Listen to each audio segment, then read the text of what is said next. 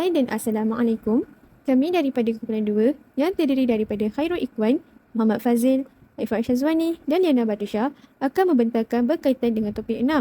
Pada topik ini, kita akan mempelajari tentang perlembagaan persekutuan sebagai tapak integrasi dan wahana, etika dan peradaban. Ini merupakan topik-topik yang kita akan terokai di dalam video kali ini.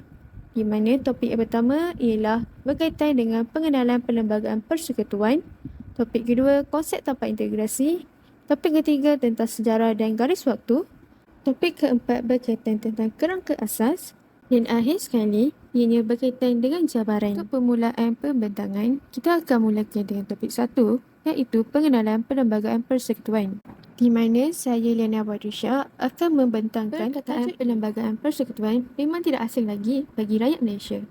Tetapi, adakah kita mengerti apakah dimaksudkan dengan perlembagaan persekutuan?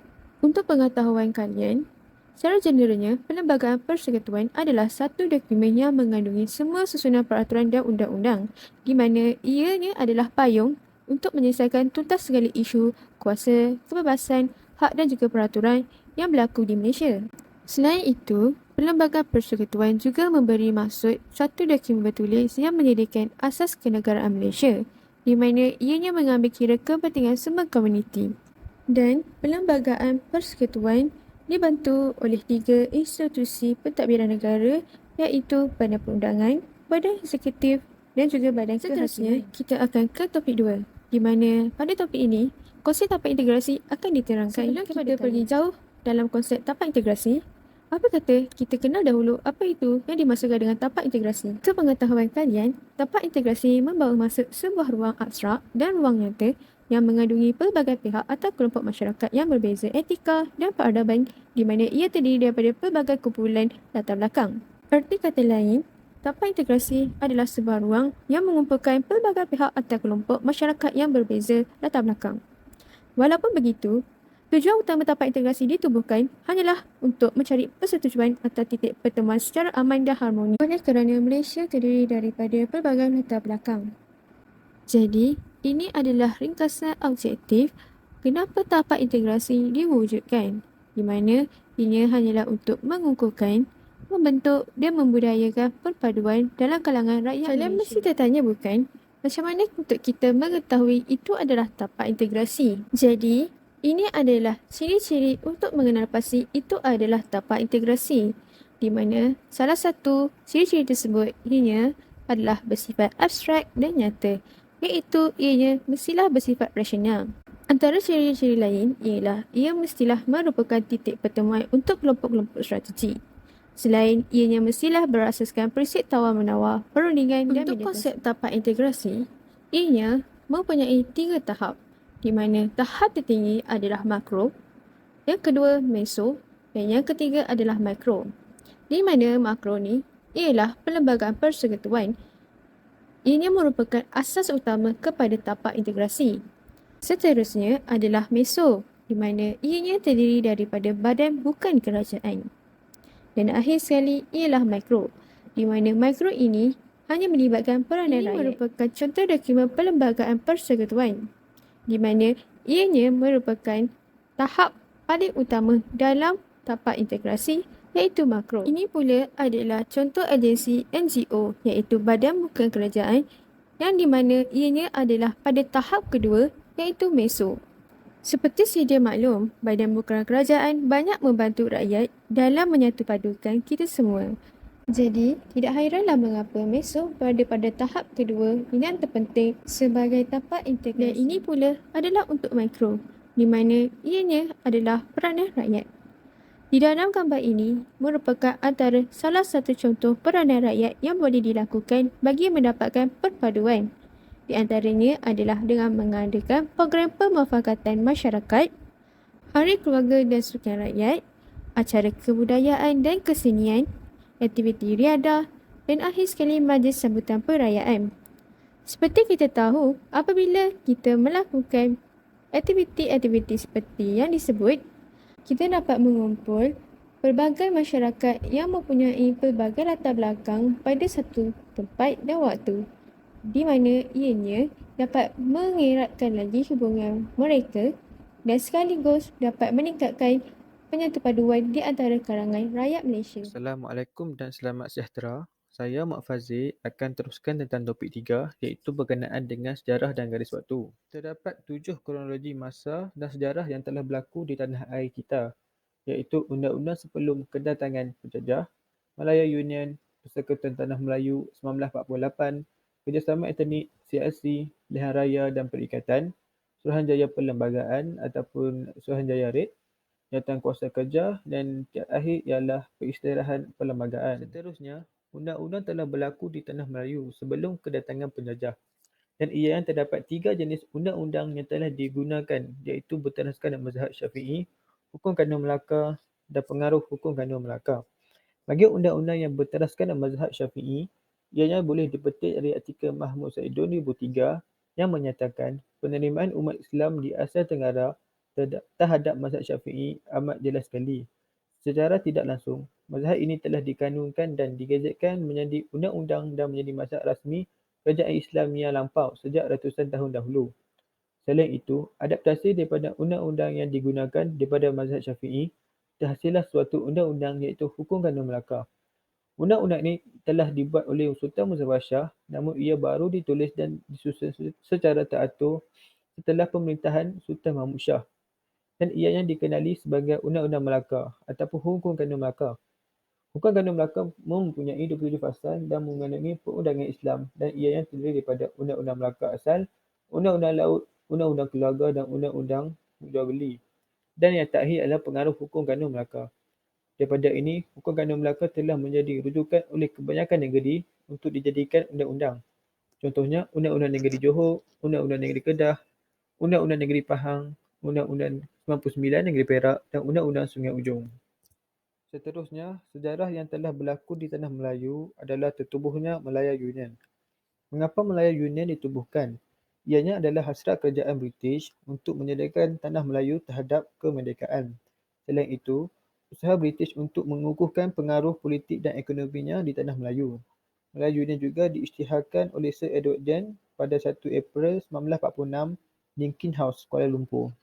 Tujuan utama dalam penubuhan Malaya Union adalah yang pertama, mengurangkan dan mengawal kuasa politik orang Melayu, memastikan sumbangan golongan imigran tidak terjejas sebagai sumber tenaga kerja, pelabur dan pengembangan ekonomi Tanah Melayu, menjimatkan pembelanjaan British terutama dalam pentadbiran negeri-negeri Selat, negeri-negeri Melayu bersekutu dan negeri-negeri Melayu tidak bersekutu, mengukuhkan pertahanan British di Tanah Melayu dan Asia Tenggara, mewujudkan suatu pentadbiran cekap dan seragam dan yang terakhir adalah menyediakan Tanah Melayu ke arah berkerajaan sendiri. Seterusnya, struktur pentadbiran Malaya Union terbahagi pada 4, iaitu Parlimen British sebagai pemutus Undang-Undang Malaya Union, Gubernur Malaya Union yang dilantik secara terus oleh Raja England, dan yang seterusnya, Gubernur dibantu oleh Majlis Eksekutif, Majlis Undangan dan Majlis Raja-Raja Melayu, dan yang terakhir ialah Pesuruhjaya Negeri yang bertindak sebagai ketua pentadbir setiap negeri.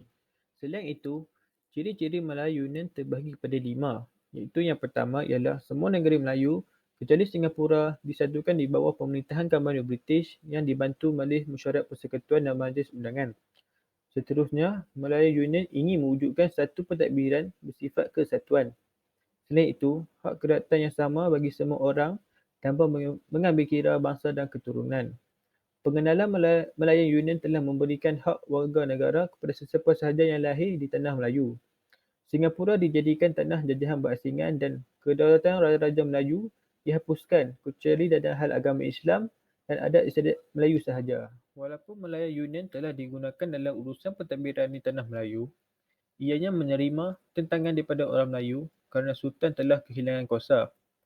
Hal ini kerana kuasa pemerintahan Sultan dihapuskan dan diambil alih oleh Gubernur Melayu Union dan Sultan hanya diberikan kuasa dalam hal ehwal agama Islam dan adat istiadat Melayu sahaja. Selain itu, taraf kewarganegaraan yang longgar menyebabkan mendapat tentangan daripada orang Melayu kerana kontrak sosial yang diberikan kepada orang bukan Melayu. Hak kewarganegaraan yang longgar berasaskan prinsip jus soli dan kaum imigran seperti China dan India akan mendapat hak dan kepentingan dengan mudah setaraf dengan orang Melayu. Sementara itu, tindakan Harold McMichael telah mendapat tentangan yang hebat kerana beliau telah menggunakan tindakan tipu helah untuk mendapatkan tanda tangan Raja-Raja Melayu dan beliau juga mengugut dan mewujudkan jawatan sultan yang bekerjasama dengan Jepun semasa Perang Dunia Kedua. Dan yang terakhir sekali ialah kedudukan Tanah Melayu. Kronologi yang seterusnya ialah Persekutuan Tanah Melayu 1948. Mengapa Persekutuan Tanah Melayu ditubuhkan? Hal ini adalah Persekutuan Tanah Melayu ditubuhkan bagi menggantikan Melayu UNES 1946 yang ditolak oleh penduduk tempatan. Dan seterusnya, sebuah jawatan kuasa kerja dibentuk untuk merangka perjanjian Persekutuan Tanah Melayu. Terdapat tiga faktor dalam penubuhan Persekutuan Tanah Melayu 1948, iaitu yang pertama, penentangan orang Melayu terhadap Melayu Union. Yang kedua, cadangan Raja-Raja Melayu dan UMNO. Dan yang terakhir sekali, sokongan pentadbiran British. Seterusnya, ciri-ciri Persekutuan Tanah Melayu 1948 yang telah dibentuk oleh Jawatan Kuasa Kerja dan mengambil masa 5 bulan untuk menyelesaikan kerja merangka Perjanjian Persekutuan Tanah Melayu 1948 pada 20 November 1946. Rangka perjanjian persekutuan tersebut dibentangkan dalam persidangan yang dihadiri oleh Raja-Raja Melayu, Wakil British dan UMNO. Terdapat 4 ciri-ciri yang penting dalam Persekutuan Tanah Melayu 1948, iaitu pentadbiran, kuasa Raja-Raja Melayu, perundangan dan yang terakhir sekali ialah kewarganegaraan. Persekutuan Tanah dan ianya terbahagi kepada dua, iaitu kewarganegaraan secara kuasa undang-undang dan kewarganegaraan secara pendaftaran. Seterusnya, kesan penubuhan Persekutuan Tanah Melayu 1948 ialah mengembalikan kedudukan Raja-Raja Melayu seperti sebelum, menjaga kedudukan istimewa orang Melayu, membuka ruang kewarganegaraan dan yang terakhir ialah mewujudkan kerjasama antara kaum. Selain itu, kerjasama etnik, CLC, pilihan raya dan perikatan. Mengapa tertubuhnya dan apa itu penubuhan Jawatan Perhubungan Masyarakat CLC? Penubuhan Jawatan Kuasa Perhubungan Masyarakat CLC adalah untuk menyelesaikan sesetengah masalah perundangan, terutamanya berkaitan perlembagaan, politik dan kedudukan khas orang Melayu serta dasar pendidikan dan juga ekonomi. Terdapat 3 objektif penubuhan CIC, iaitu mengkaji hubungan kaum secara mendalam, membetulkan keadaan politik, ekonomi dan sosial supaya adil, dan yang terakhir adalah mewujudkan keadaan harmoni dan muhibah dalam kalangan penduduk di Tanah Melayu. Selain itu, terdapat 5 peranan yang penting dalam jawatan kuasa hubungan antara kaum CIC.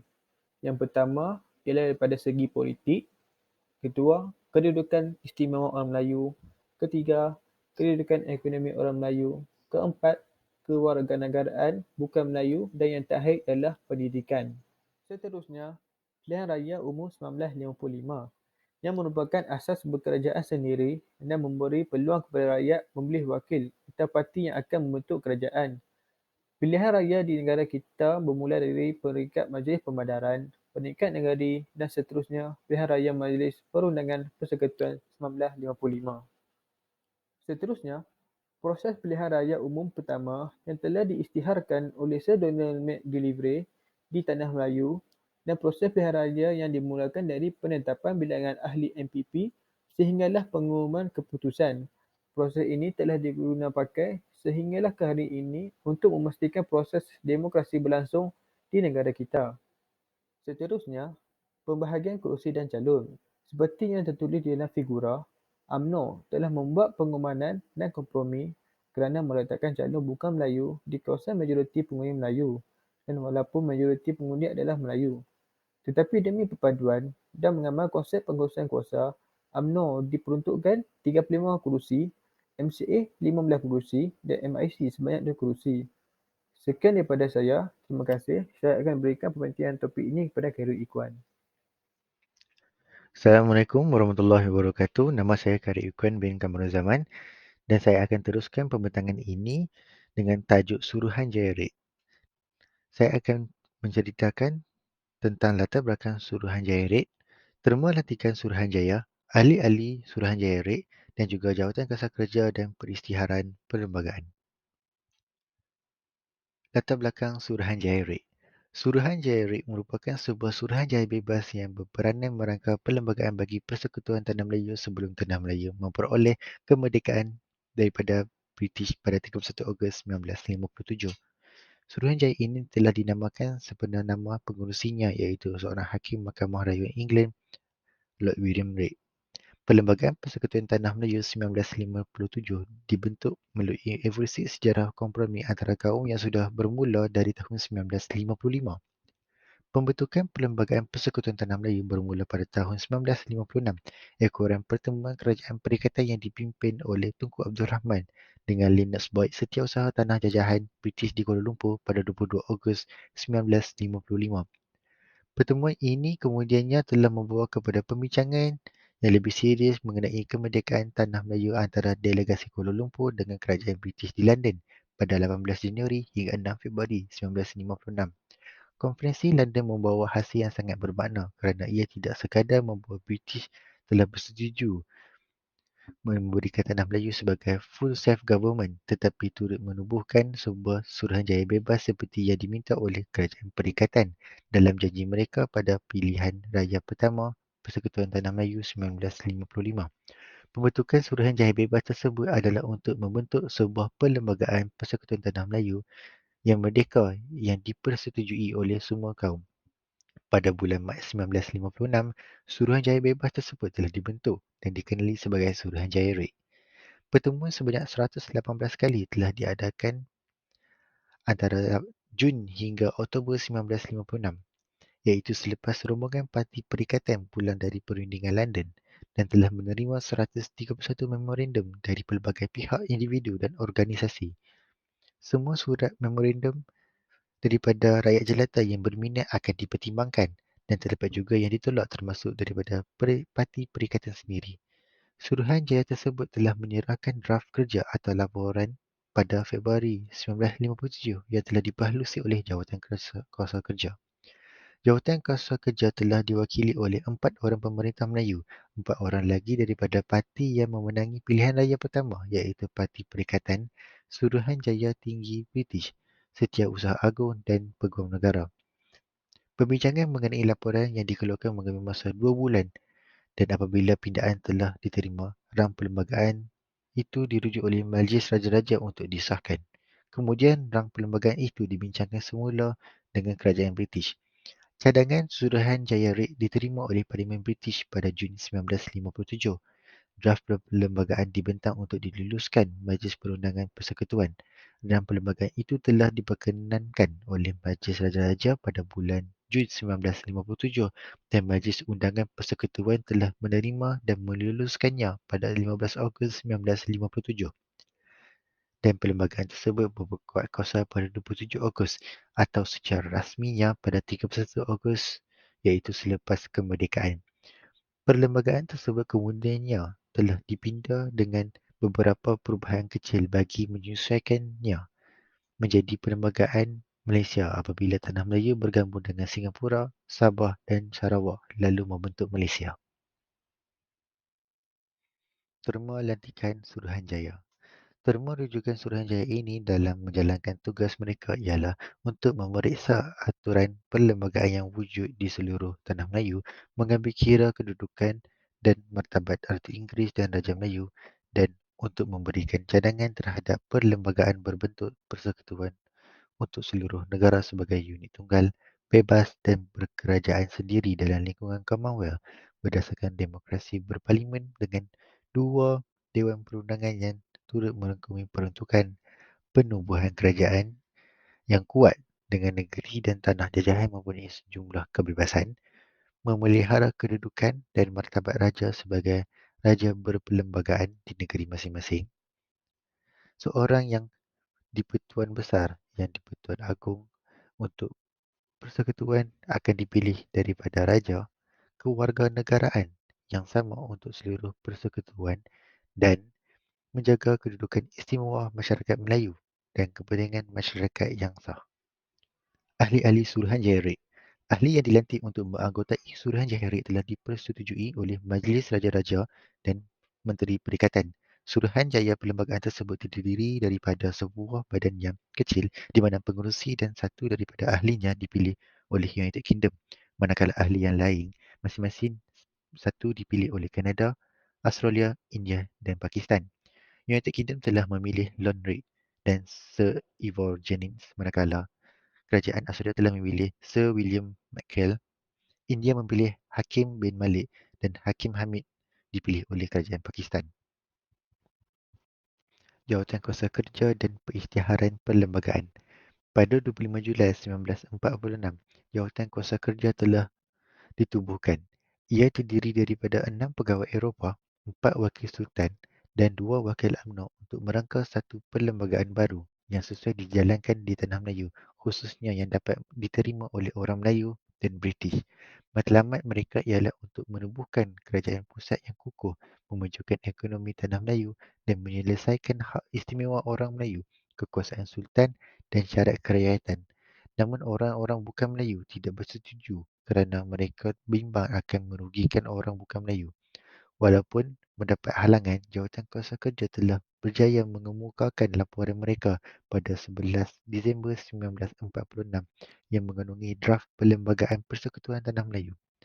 Suruhanjaya Red mendapat maklum balas yang meluas daripada banyak pihak menyebabkan draft pertama syur perlembagaan dan laporan telah diumumkan oleh Suruhanjaya Red pada Februari 1957.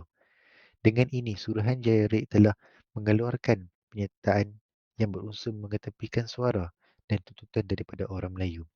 Antara tuntutan yang diketepikan adalah berkait rapat dengan kerakyatan, bahasa, agama dan hak istimewa orang Melayu yang dikatakan oleh Pertubuhan Melayu. Pada 13 Mei 1957 hingga 21 Mei 1957, perbincangan akhir Jawatankuasa Kerja telah diadakan di London yang diketuai oleh Setiausaha Tanah Jajahan British dan dihadiri oleh Kerajaan British dan Kerajaan Tanah Melayu yang diketuai oleh Tunku Abdul Rahman. Kertas putih diterbitkan melalui perbincangan ini yang mengandungi beberapa pindaan terhadap laporan Suruhanjaya Red dan juga rangka perlembagaan yang telah dipersetujui semua ahli rundingan. Selepas itu, Majlis Perlembagaan Perundangan Persekutuan pula telah meluluskan rang Undang-Undang Perlembagaan Persekutuan pada 15 Ogos 1957 yang dibahaskan pada 29 Julai 1957.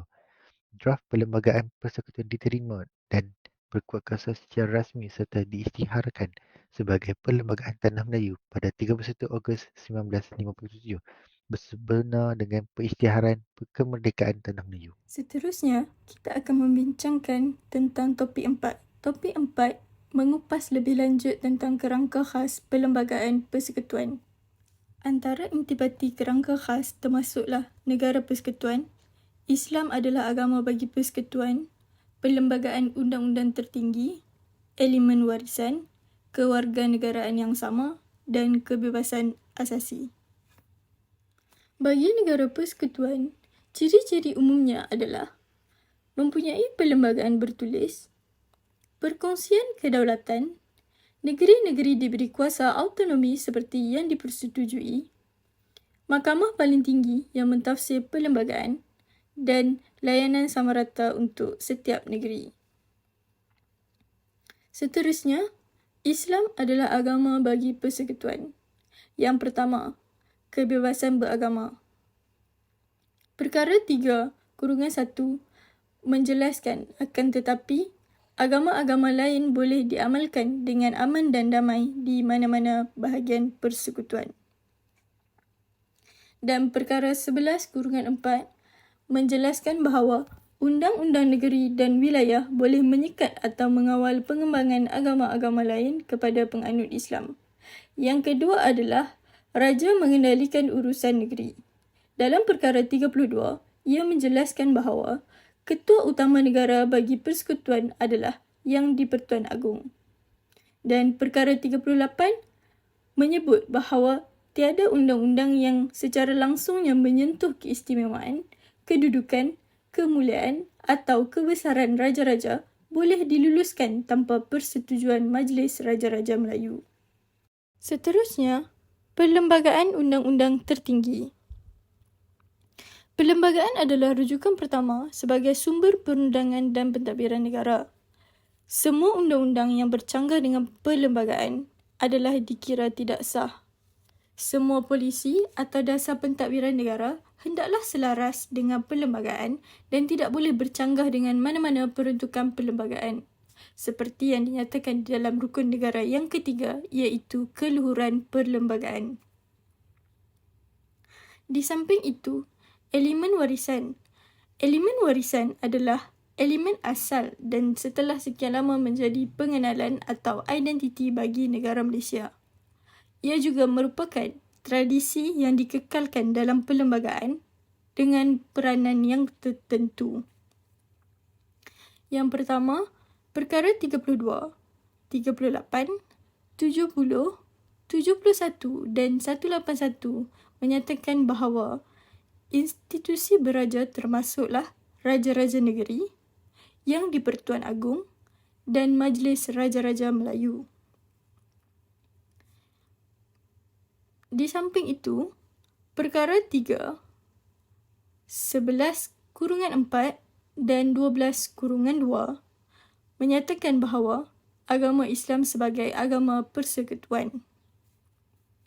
Yang ketiga, perkara 152 menyatakan bahawa bahasa Melayu sebagai bahasa kebangsaan.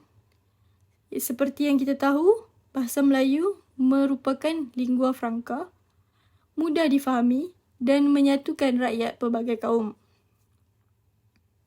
Dan yang terakhir, perkara 153 menyatakan keistimewaan Melayu dan kepentingan sah komuniti lain. Seperti yang dinyatakan UNESCO 1972, suku bangsa Melayu di Semenanjung Malaysia, Singapura, Indonesia, Thailand dan Filipina. Dan perkara 160/2 menyatakan bahawa Melayu adalah beragama Islam, bertutur dalam bahasa Melayu dan mengamalkan adat istiadat Melayu. Elemen kelima, kerangka khas Perlembagaan Persekutuan ialah kewarganegaraan yang sama. Terdapat beberapa peruntukan yang digandingkan untuk keistimewaan orang Melayu. Dan cara untuk mendapatkan kewarganegaraan di Malaysia ialah yang pertama, melalui undang-undang. Yang kedua, pendaftaran. Yang ketiga, naturalisasi. Dan yang terakhir, melalui gabungan wilayah. Akan tetapi, kewarganegaraan akan hilang atau dipecat apabila seseorang hilang taat setia. Yang terakhir ialah kebebasan asasi. Kebebasan asasi merangkumi jaminan kepada hak-hak sivil dan politik seperti hak untuk hidup, kebebasan beragama, kebebasan bersuara, hak kepada pendidikan dan harta. Seterusnya ialah kebebasan yang tidak mutlak. Ini adalah mengambil kira keadaan fabrik masyarakat Malaysia, iaitu menjaga kedudukan khas orang Melayu dan kepentingan sah komuniti lain. Ia juga tertakluk kepada ketenteraman dan keselamatan negara dan menjaga daripada segi aspek kewarganegaraan, kedudukan raja dan bahasa Melayu. Seterusnya, topik terakhir yang akan dibincangkan dalam Perlembagaan Persekutuan sebagai tapak integrasi dan wahana etika dan peradaban ialah cabaran yang akan dihadapi. Dalam menjadikan perlembagaan sebagai tapak integrasi dan wadah penghayatan etika dan peradaban bagi Malaysia, kita tidak dapat lari daripada menghadapi cabaran sama ada pada peringkat negara ataupun dunia. Antara cabaran-cabaran yang dihadapi adalah mengekalkan kelangsungan sistem negara berpersekutuan, mengekalkan kelangsungan elemen-elemen tradisi dalam perlembagaan. Yang ketiga, mengekalkan kedudukan agama secara umum dan Islam sebagai agama persekutuan. Yang keempat, menghadapi gelombang hak asasi dan kehendak baru dunia. Yang kelima, mengekalkan kestabilan negara dan menjaga kepentingan perpaduan kaum dalam kalangan masyarakat yang pelbagai etnik di Malaysia. Dan yang terakhir, mengekalkan keamanan negara dengan mengawal dan menghapuskan aktiviti subversif dan jenayah terancang. Antara contoh aktiviti subversif adalah peristiwa ancaman keselamatan sebelum merdeka. Pada 17 Jun 1948, terdapat pembunuhan 3 orang ketua Kuomintang, 3 pengurus ladang getah British dan seorang penolong pengurus. Peristiwa ini berlaku di Perak dan Johor. Oleh itu, semua warga negara dan penduduk Malaysia hendaklah berusaha dalam mengatasi cabaran yang sedang ataupun akan berlaku di masa hadapan. Saya rasa itu sahaja dari kami kumpulan 2. Sebarang pertanyaan boleh komen di bawah atau diajukan di dalam grup WhatsApp kelas. Sekian, terima kasih.